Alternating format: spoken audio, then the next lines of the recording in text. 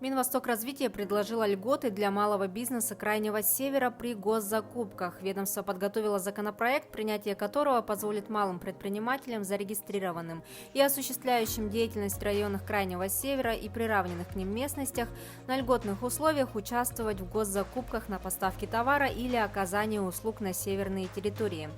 Так, если предприниматель, работающий в Арктике, предложит в ходе торгов наименьшую цену и станет победителем, к предложенной ему цене будет прибавлено до 15%.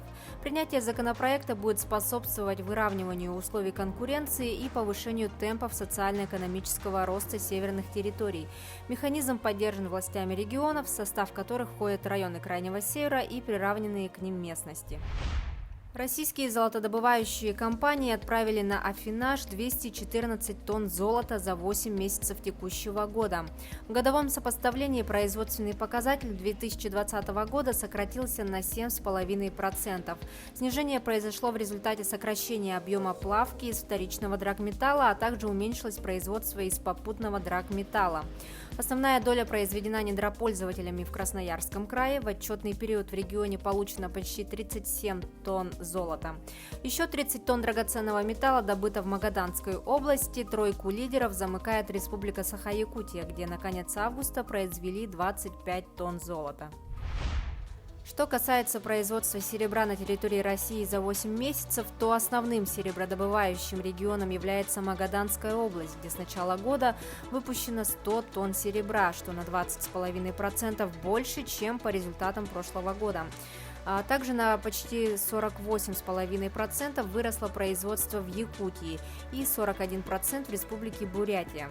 Однако общий результат по Дальнему Востоку сократился на 7,6%. Атомный ледокол «Арктика» в ходе испытаний достиг Северного полюса. Во время двухнедельного перехода из Санкт-Петербурга в Мурманск специалисты издаточной команды Балтийского завода и представители заказчика осуществляют проверку работы атомного ледокола в ледовых условиях. В ходе испытаний атомоход выполнил программу «Максимум». В ближайшее время «Арктика» прибудет в Мурманск, где запланировано подписание приемного акта. Напомним, что в настоящее время на Балтийском заводе в Санкт-Петербурге успешно продолжается строительство серийных атомных ледоколов нового поколения «Урал» и «Сибирь». Четвертым серийным судном в линейке универсальных атомных ледоколов проекта 22220 станет атомоход «Якутия». Длина ледокола составит свыше 173 метров, ширина 34 метра, водоизмещение 33,5 тысяч тонн. Отметим, что присвоение имени Якутия одному из будущих флагманов отечественного атомного ледокольного флота – это традиция Росатомфлота и соответствие географическим объектам Северного морского пути.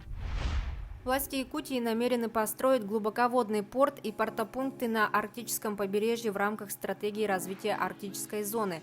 Потенциальным местом для создания глубоководного порта-хаба является село Найба в Булунском районе. Как сказал исполняющий обязанности председателя правительства Якутии Андрей Тарасенко, на бухте села наблюдается низкое движение песков, хорошая глубина, что позволяет подходить к берегу большим кораблям. Кроме того, из Найбы можно выходить на реки по водным и наземным путям, доставлять пассажиров и грузы быстрее, выгоднее и безопасней. Также он отметил, что в селе есть звероферма и строящийся убойный пункт, который будет обслуживать оленеводов Найбы и других наслегов. При этом наблюдается нехватка квалифицированных кадров, в частности зоотехников, врачей и учителей.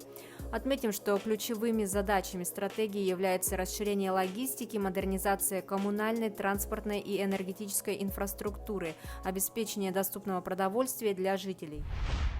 Власти Якутии планируют расселить до конца 2020 года почти 5000 жителей из аварийного жилья. Общая площадь расселяемого жилья составит более 85 тысяч квадратных метров. Заключено 457 госконтрактов на приобретение 1641 квартиры для переселения из аварийного жилья на общую сумму свыше 5 миллиардов 300 миллионов рублей. Также заключены 334 соглашения с собственниками о выплате возмещения за изымаемые обслуживаемые жилые помещения на сумму более 631 миллиона рублей. Всего общая потребность на реализацию программы по расселению из аварийного жилья до 2020 года в Якутии составляет свыше 6 миллиардов рублей. По состоянию на середину сентября освоение этой суммы составило 83%, при этом средства из федерального бюджета освоены на 99,7%.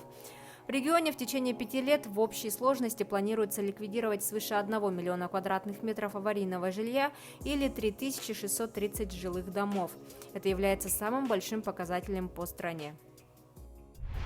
Строительство транспортного накопителя на паромной переправе Якутск-Нижний Бестях подходит к концу. На территории причала со стороны Якутска завершены работы по установке дорожных отбойников и полусфер для разграничения полос движения автотранспорта. Также завершено благоустройство контрольно-пропускного пункта, закончены работы по установке шлагбаумов и светофоров. Сейчас там ведутся работы по установке информационных плакатов, дорожных знаков и видеокамер фиксации нарушений правил дорожного движения. Сообщается, что накопитель автотранспорта обеспечит безопасность населения на паромной переправе, улучшит очередность проезда автотранспорта и уменьшит время ожидания на переправе. Это были новости экономики на Якутия 24. Выпуск подготовила Нургуяна Иванова.